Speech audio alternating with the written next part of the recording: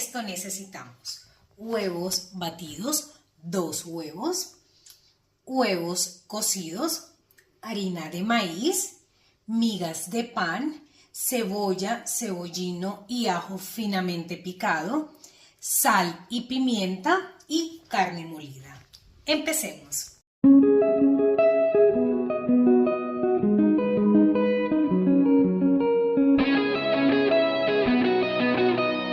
Ya que tenemos el aceite caliente, fritamos. Nuestro snack está listo.